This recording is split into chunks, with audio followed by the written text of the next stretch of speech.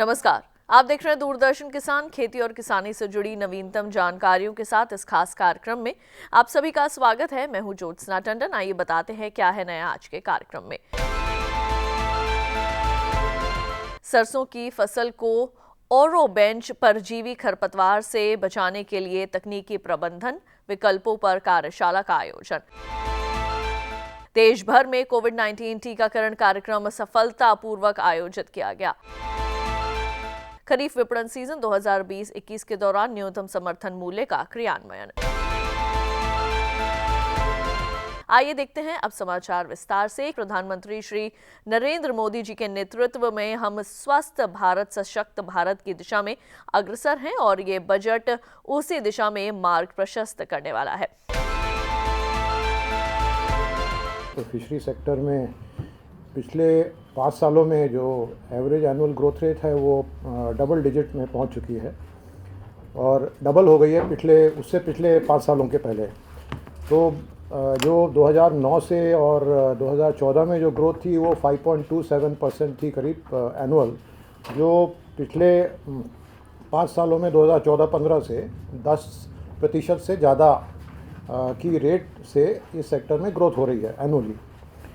दूसरा जो fish production का ग्रोथ है वो भी बहुत ही अच्छा है और इसमें भी जो ग्रोथ है वो 7% के आसपास है 14-15 से अभी तक की, जबकि ये 2009 से 2014 के बीच में 4.7% थी, 4.7% थी।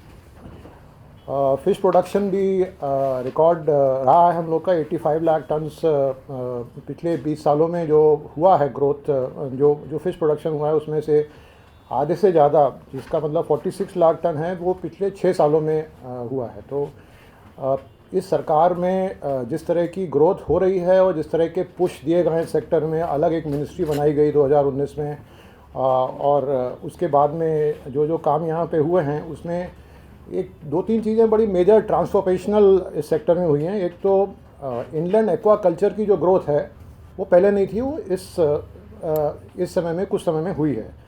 दूसरा जो कैप्चर फिशरी का मैकेनाइजेशन है वो पहली बार मतलब ये रिफॉर्म हुआ है। और तीसरा जो ब्रैकिश वाटर श्रिम्प एक्वाकल्चर की जो सक्सेस स्टोरी है, that's another major reform in this area.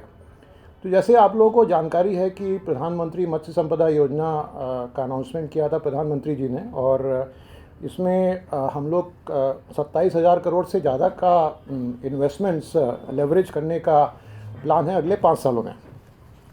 अब अगर हम लोग इस बजट अनाउंसमेंट के ऊपर आएँ इन दिस बैकग्राउंड, तो हमारे इस सेक्टर में अनप्रेसिडेंटेड बजट इस साल मिला है, जो पहले कभी इतना अमाउंट दिया नहीं गया आज तक। तो करीब टोटल जो इंक्रीज़ है वो 34% की है इस सेक्टर में जो बजट अनाउंसमेंट है। और प्रधानमंत्री मत्स्य संपदा योजना में 42% से ज़्यादा का इंक्रीज़ हुआ है पिछले साल के मुताबिक। तो 700 करोड़ का जो बजट है प्रधानमंत्री मत्स्य संपदा का इस साल का, करंट ईयर का, वो बजट अनाउंसमेंट में 1000 करोड़ हो गया है। इससे क्या फ़ायदे हो गए? इससे सबसे बड़ा एक फ़ायदा जो होने वाला है वो ये है कि front loading of the major infrastructure जो होते हैं, इसमें जो इंफ्रास्ट्रक्चर के जो प्रोजेक्ट होते हैं उनका फ्रंट लोडिंग अब पॉसिबल हो पाएगा प्रधानमंत्री मत्स्य संपदा योजना के कारण। और उससे क्या होगा कि एक तो टाइमली कंप्लीशन होंगे ये जो प्रोजेक्ट होंगे, और उसके जो बेनिफिट होंगे वो टाइमली जिन लोगों को मिलने चाहिए वो मिलेंगे।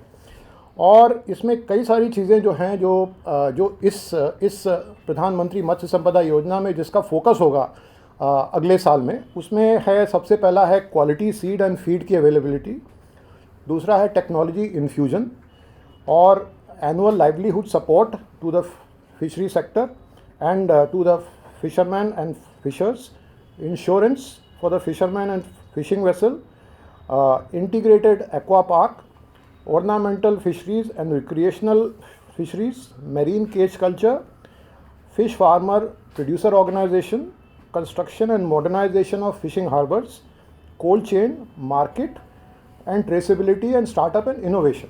इस फोकस के साथ जो प्रधानमंत्री मत्स्य संपदा योजना का जो एलोकेशन है अगले साल का 2021-22 का, उसमें फोकस होगा ये चीज़ों के ऊपर।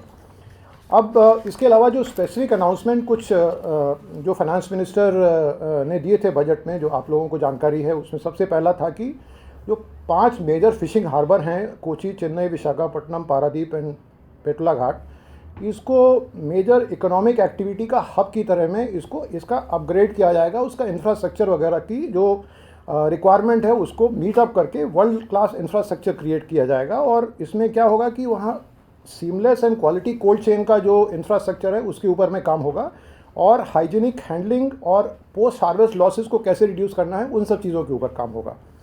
तो इसके बेनिफिट्स कई सारे हैं। मैं आपको 4-5 मेन बेनिफिट बताना चाहूँगा। एक तो है कि फिशरी बेस्ड जो इंडस्ट्री है उस विसिनिटी में उन मेजर हार्बर्स के, उसका डेवलपमेंट होगा, और उस वैल्यू एडेड इंडस्ट्री के ऊपर में जो इन्वेस्टमेंट है वो आएगा, जिससे कि और उस सेक्टर की ग्रोथ होगी।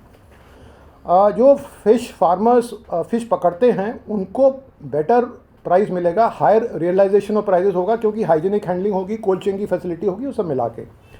इसके अलावा जो मॉडर्नाइजेशन की वजह से जो फिशिंग हार्बर में डीप सी फिशिंग वेसल्स की ज़रूरत होगी, उसके ऊपर में इन्वेस्टमेंट बढ़ेगा। उसमें क्या क्या चीज़ें आइए, तो उसमें क्या क्या चीज़ों की ज़रूरत हो सकती है, वो सब चीज़ों के ऊपर इन्वेस्टमेंट और आएगा, और उससे शिपिंग इंडस्ट्री में भी एक इन्वेस्टमेंट बढ़ेगा और उसको भी बढ़ावा मिलेगा।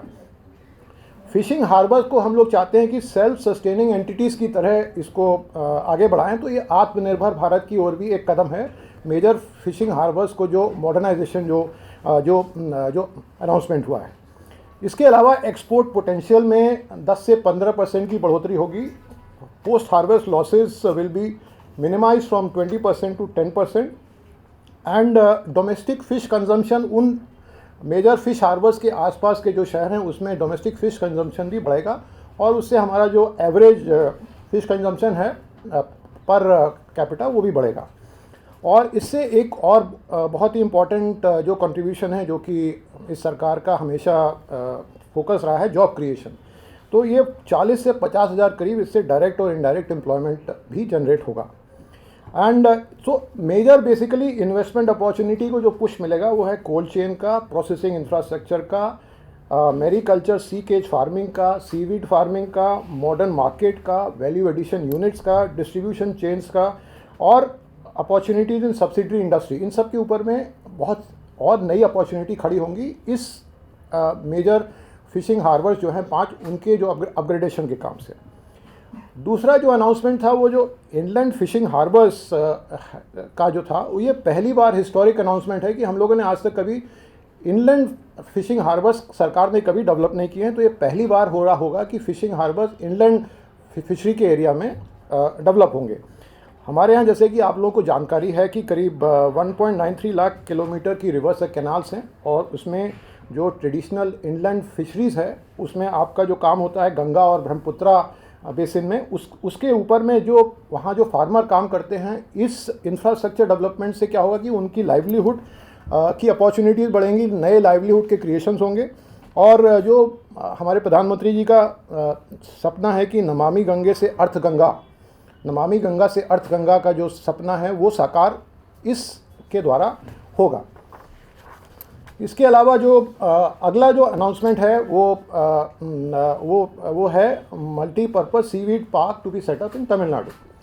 अब ये तमिलनाडु, एक तो सीवीड के बारे में आप लोगों को शायद जानकारी होगी, लेकिन तब भी मैं आपको बताना चाहूँगा कि सीवीड का जो कल्टीवेशन है, इसमें ना तो लैंड की ज़रूरत है, ना इसमें फ्रेश वाटर की ज़रूरत है, ना इसमें फर्टिलाइज़र की ज़रूरत है, ना इसमें पेस्टिसाइड की ज़रूरत है। ये सब कुछ चीज़ों की ज़रूरत नहीं, तो इनपुट कॉस्ट एकदम बहुत ही मिनिमल है। लेकिन इस सीवीड का क्या फ़ायदा है कि ये रिच इन मिनरल है, विटामिन है, और बायो एक्टिव सब्सटेंसेस इसमें बहुत हैं। तो आज की तारीख में जब वो इम्यूनिटी इन्हांसर्स की बात हो रही है कोविड के समय में, उस सब चीज़ों के ऊपर, तो ये सीवीड का जो कल्टीवेशन होगा और उसके सीवीड का पार्क बनेगा, उससे जो प्रोडक्ट निकल के आएंगे वो हमारे डायरेक्ट ह्यूमन कंजम्पशन में, मेडिसिन में, फार्मास्यूटिकल में, एनिमल फीड में, बायो फर्टिलाइज़र में, फूड एडिटिव में, बायो फ्यूल्स में, बायो प्लास्टिक्स में, इन सब में यूज़ हो सकते हैं। तो ये एक बड़ा अच्छा एक इनिशिएटिव है, जिससे कि हम लोग को पूरा ये 360 डिग्री सीवीड की चेन, जो मैन्युफैक्चरिंग चेन है और जो वैल्यू एडिशन है, उसमें बहुत फ़ायदा होगा। अब इसको तमिलनाडु में क्यों रखा गया है, उसका कारण भी है, क्योंकि तमिलनाडु में एक तो स्पीसीज़ की डाइवर्सिटी है। सीवीड की स्पीसीज़ की डाइवर्सिटी है, जोग्राफिकल सूटेबिलिटी है, वहाँ पे शैलो कॉन्टिनेंटल शेल्फ है, और वहाँ पे women specifically women fish farmers जो हैं वो इंगेज्ड हैं वहाँ पे सीवीड कल्टीवेशन में इन पास्ट फ्यू डिकेड से, और वहाँ पे एडिक्वेट स्किल मैन पावर है। तो ये लोकेशन भी बड़ी अच्छी है जो कि जिसको कि पुश दिया है केंद्र सरकार ने। और इसमें क्या है कि ये सीवीड पार्क जो फार्मिंग है, इससे ये बेसिकली ये वन स्टॉप पार्क है 360 डिग्री। इसमें सारी चीज़ों के ऊपर starting from processors, buyers, exporter, importer, retailer, सबके लिए वहाँ पे सुविधाएं बनेंगी। और ये करीब 100 करोड़ का करीब इन्वेस्टमेंट है गवर्नमेंट ऑफ इंडिया का, एंड ये हब एंड स्पोक मॉडल का इसमें प्लान है। And this park will be a centre of production of quality seaweed based products, pre and post harvest infrastructure, business and commerce, logistic, marketing, export promotion, innovation, technology incubation, knowledge dissemination and recreation, इन सब का वहाँ पे ये hub होगा, ये centre होगा इसका। And so there is a enormous scope for engaging women from the coastal villages to enhance their livelihood activity through this particular park. So that's another very important initiative and announcement which will give a huge push to the seaweed cultivation and value addition in the seaweed industry. Finally जो last announcement है जो कि fishery का भी है और animal husbandry का भी है, दोनों का मिला के है, जिसमें कि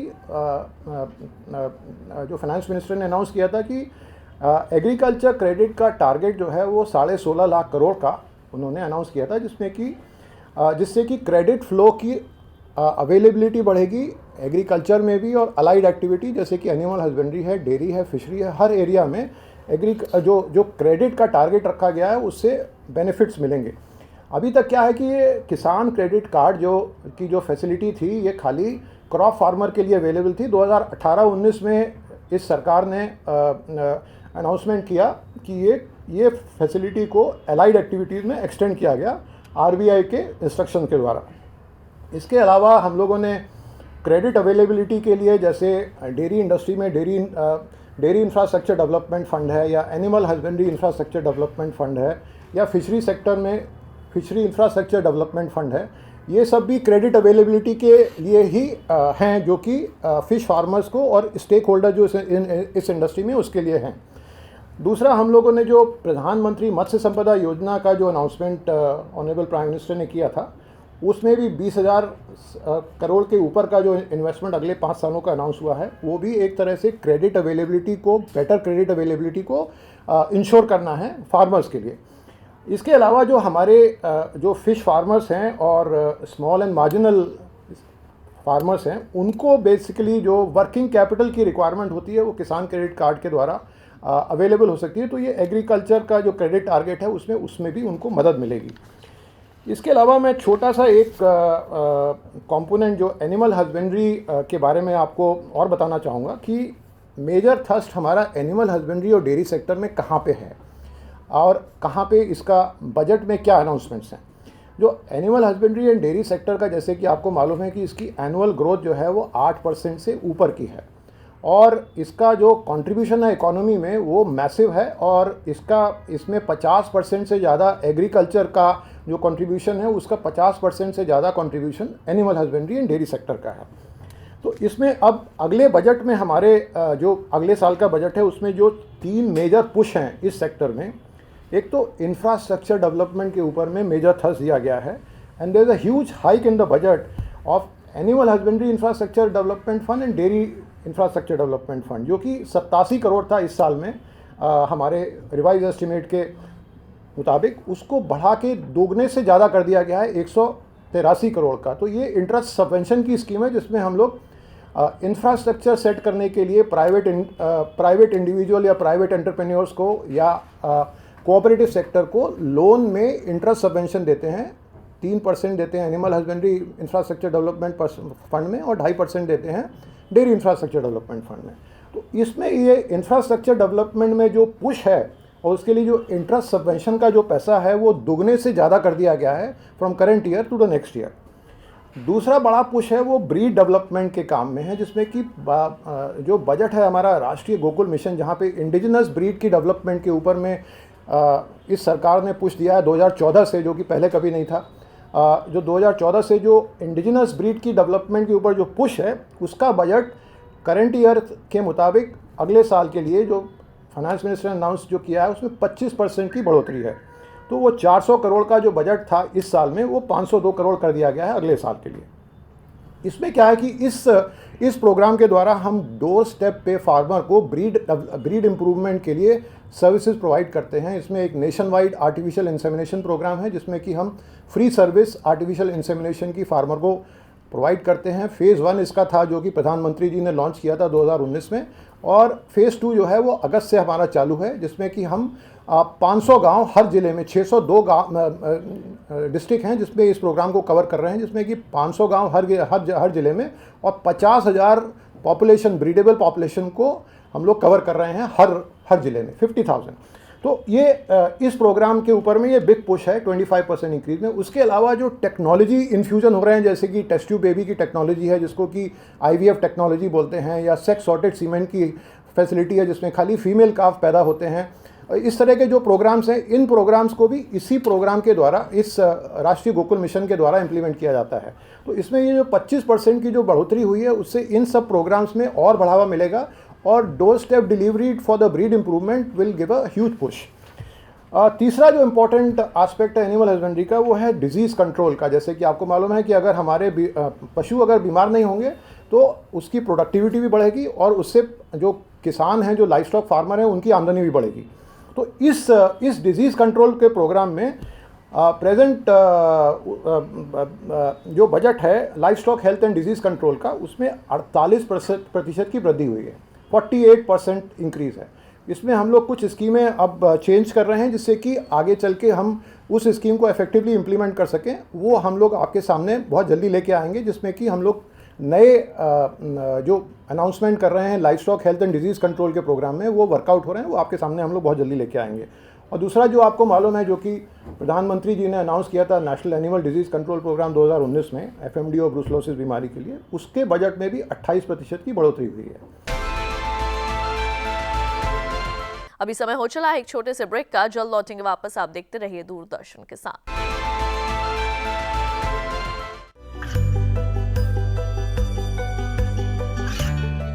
गांवों और पिछड़े क्षेत्रों में सरकारी योजनाओं की जानकारी पहुंचा।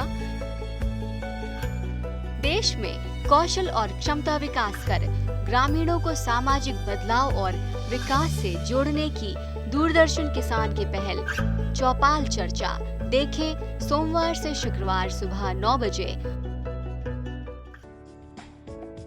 ये कामयाबी है अन्नदाता की।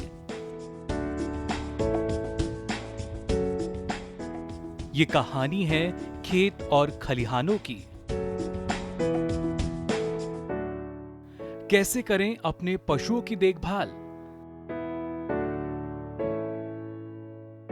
जानिए गांव-गांव के किसानों का हाल।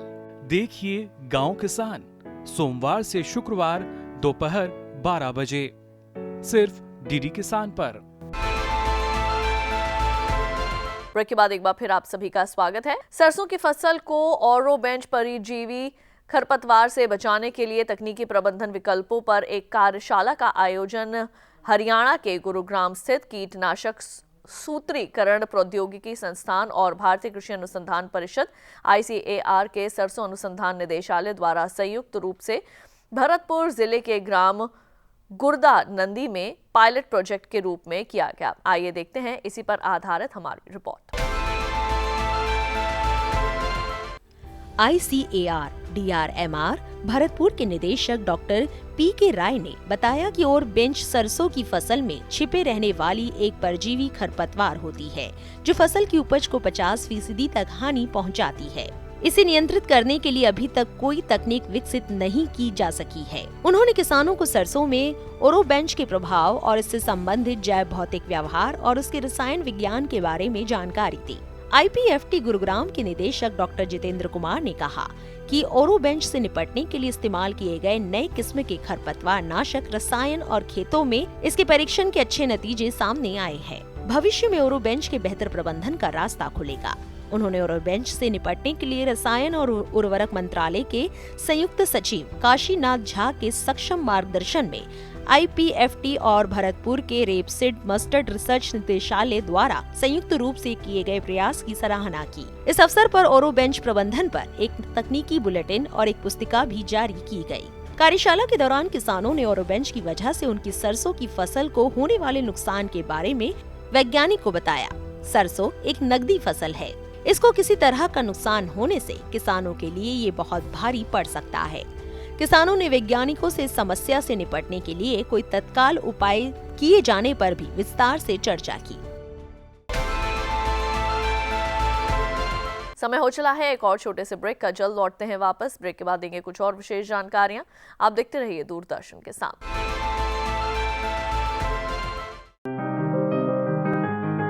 बीमारियों से कैसे बचेगी फसल?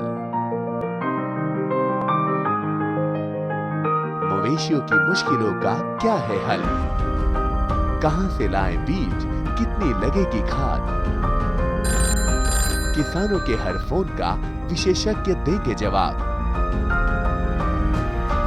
देखिए हेलो किसान लाइव सोमवार से शुक्रवार शाम 6 बजे।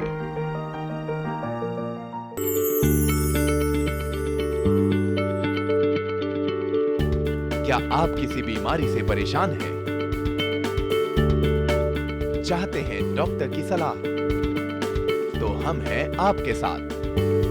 बताएंगे आपको जीने की राह। समस्याएं आपकी, समाधान देश के मशहूर विशेषज्ञों के। घर बैठे बात करें देश के जाने माने डॉक्टरों से। हमारे लाइव प्रोग्राम स्वस्थ किसान में हर शनिवार शाम 6 बजे से 7 बजे तक। ब्रेक के बाद एक बार फिर आप सभी का स्वागत है। आइए बढ़ते हैं आगे। देश भर में कोविड-19 टीकाकरण कार्यक्रम सफलतापूर्वक आयोजित किया गया। पिछले 19 दिनों में लगभग 45 लाख लाभार्थियों को कोविड-19 के टीके लगाए गए। भारत केवल 18 दिनों में ही 40 लाख लाभार्थियों को कोविड-19 का टीका लगाने के स्तर महत्वपूर्ण को पार करने वाला दुनिया का सबसे तेज देश बन गया है। सक्रिय मामलों की संख्या लगातार घटते हुए 1.55 लाख हो गई है। आइए देखते हैं इसी पर आधारित ये विशेष रिपोर्ट। राज्य व केंद्र शासित प्रदेशों में टीका लगा चुके लाभार्थियों की संख्या इस प्रकार है। दिल्ली में 81,433, बिहार में 2,64,097, आंध्र प्रदेश में 2,15,171, गुजरात में 3,11,251, हरियाणा में 1,29,866, कर्नाटक में 3,16,638, मध्य प्रदेश में 3,30,722, महाराष्ट्र में 3,54,633, ओडिशा में 2,11,346, राजस्थान में 3,63,521, पश्चिम बंगाल में 3,01,091 और उत्तर प्रदेश में 4,63,793 है। वर्तमान खरीफ विपणन सीजन 2020-21 के दौरान सरकार ने अपनी मौजूदा न्यूनतम समर्थन मूल्य योजनाओं के अनुसार किसानों से MSP पर खरीफ 2020-21 फसलों की खरीद जारी रखी है, जैसा कि पिछले सत्रों में किया गया था। पिछले वर्ष 5,015.38 लाख मैट्रिक टन की तुलना में इस वर्ष 606.34 लाख मैट्रिक टन से अधिक धान की खरीद की जा चुकी है। आइए दिखाते हैं इसी पर आधारित हमारी रिपोर्ट। वर्तमान खरीफ विपणन सीजन 2020-21 के दौरान सरकार ने अपनी मौजूदा न्यूनतम समर्थन मूल्य योजनाओं के अनुसार किसानों से MSP पर खरीफ 2020-21 फसलों की खरीद जारी रखी है, जैसा कि पिछले सत्रों में किया गया था। खरीफ 2020-21 के लिए धान की खरीद पंजाब, हरियाणा, उत्तर प्रदेश, तेलंगाना, उत्तराखंड, तमिलनाडु, चंडीगढ़, जम्मू और कश्मीर, केरल, गुजरात, आंध्र प्रदेश, छत्तीसगढ़, ओडिशा, मध्य प्रदेश, महाराष्ट्र, बिहार, झारखंड, असम, कर्नाटक और पश्चिम बंगाल में सुचारू रूप से चल रही है। पिछले वर्ष के 515,38,000 मीट्रिक टन की तुलना में इस वर्ष 606,34,000 मीट्रिक टन से अधिक धान की खरीद की जा चुकी है, जिसमें पिछले वर्ष की अवधि की तुलना में 17.64% की वृद्धि दर्ज की गई। 606,34,000 मीट्रिक टन की कुल खरीद में से अकेले पंजाब ने 202,77,000 मीट्रिक टन का योगदान दिया है, जो कुल खरीद का 33.44% है। वर्तमान में जारी KMS खरीद संचालन के तहत 1,14,478 करोड़ 25 लाख रुपए मूल्य के धान की खरीद की गई है और इससे लगभग 88,53,000 किसान लाभान्वित हुए हैं। तो आज के खास कार्यक्रम में बस इतना ही। मुझे दीजिए इजाजत। आप देखते रहिए दूरदर्शन किसान। नमस्कार।